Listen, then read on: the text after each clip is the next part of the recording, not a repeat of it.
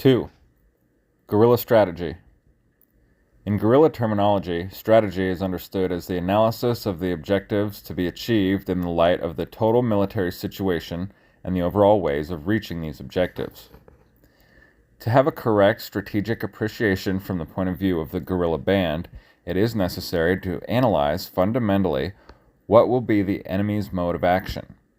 If the final objective is always the complete destruction of the opposite force, the enemy is confronted in the case of a civil war of this kind with the standard task. He will have to achieve the total destruction of each one of the components of the guerrilla band. The guerrilla fighter, on the other hand, must analyze the resources which the enemy has for trying to achieve that outcome, the means in man, in mobility, in popular support, in armaments, in capacity of leadership on which he can count. We must make our own strategy adequate on the basis of these studies, keeping in mind always the final objective of defeating the enemy army. There are fundamental aspects to be studied, the armament, for example, and the manner of using this armament. The value of a tank, of an airplane in a fight of this type must be weighed. The arms of the enemy, his ammunition, his habits must be considered because the principal source of provision for the guerrilla force is precisely in enemy armaments. If there is a possibility of choice, we should prefer the same type as that used by the enemy, since the greatest problem of the guerrilla band is the lack of ammunition, which the opponent must provide. After the objectives have been fixed and analyzed, it is necessary to study the order of the steps leading to the achievement of the final objective. This should be planned in advance, even though it will be modified and adjusted as the fighting develops and unforeseen circumstances arise. At the outset, the essential task of the guerrilla fighter is to keep himself from being destroyed. Little by little, it will be easier for the members of the guerrilla band or bands to adapt themselves to their form of life and to make flight and escape from the forces that are on the offensive an easy task because it is performed daily. When this condition is reached, the guerrilla, having taken up inaccessible positions out of reach of the enemy, or having assembled forces that deter the enemy from attacking, ought to proceed to the gradual weakening of the enemy.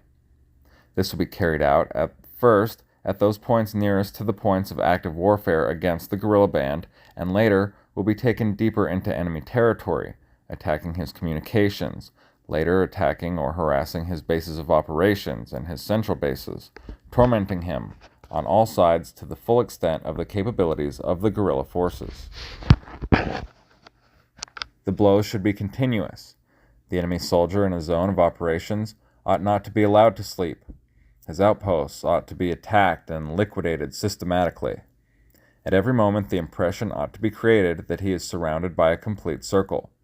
In wooded and broken areas, his efforts should be maintained both day and night in open zones that are easily penetrated by enemy patrols at night only. In order to do all this, the absolute cooperation of the people and a perfect knowledge of the ground is necessary. These two necessities affect every minute of the life of the guerrilla fighter. Therefore, along with centers for study of present and future zones of operations, intensive popular work must be undertaken to explain the motives of the revolution, its ends, and to spread the incontrovertible truth that victory of the enemy against the people is finally impossible. Whoever does not feel this undoubted truth cannot be a guerrilla fighter. This popular work should at first be aimed at securing secrecy, that is, each peasant, each member of the society in which action is taking place, will be asked not to mention what he sees and hears. Later, help will be sought from inhabitants whose loyalty to the revolution offers greater guarantees. Still later, use will be made of these persons in missions of contact, for transporting goods or arms, as guides in the zones familiar to them. Still later, it is possible to arrive at organized mass action in the centers of work, of which the final result will be the general strike. The strike is a most important factor in civil war, but in order to reach it, a series of complementary conditions are necessary, which do not always exist and which very rarely come to exist spontaneously. It is necessary to create these essential conditions basically by explaining the purposes of the revolution and by demonstrating the forces of the people and their possibilities. It is also possible to have recourse to certain very homogeneous groups which must have shown their efficacy previously in less dangerous tasks in order to make use of another of the terrible arms of the guerrilla band, sabotage. It is possible to paralyze entire armies, to suspend the industrial life of a zone, leaving the inhabitants of a city without factories, without light, without water, without communications of any kind, without being able to risk travel by highway except at certain hours. If all of this is achieved, the morale of the enemy falls, the morale of his combatant units weaken, and the fruit ripens for plucking at a precise moment.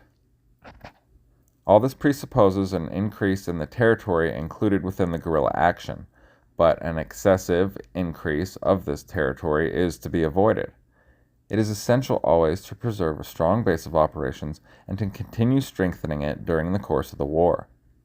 Within this territory, measures of indoctrination of the inhabitants of the zone should be utilized. Measures of quarantine should be taken against the irreconcilable enemies of the revolution. All of the purely defensive measures, such as trenches, mines, and communications, should be perfected. When the guerrilla band has reached a respectable power in arms and in number of combatants, it ought to proceed to the formation of new columns.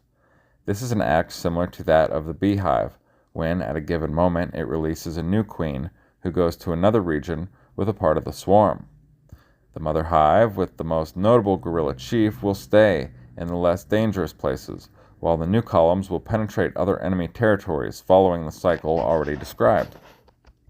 A moment will arrive in which the territory occupied by the columns is too small for them, and in the advance towards regions solidly defended by the enemy, it will be necessary to confront powerful forces. At that instant, the columns join. They offer a compact fighting front, and a war of positions is reached, a war carried on by regular armies. However, the former guerrilla army cannot cut itself off from its base, and it should create new guerrilla bands behind the enemy, acting in the same way as the original bands operated earlier, proceeding thus to penetrate enemy territory until it is dominated. It is thus that guerrillas reach the stage of attack, of the encirclement of fortified bases, of the defeat of reinforcements, of mass action, ever more ardent in the whole national territory, arriving finally at the objective of the war, victory.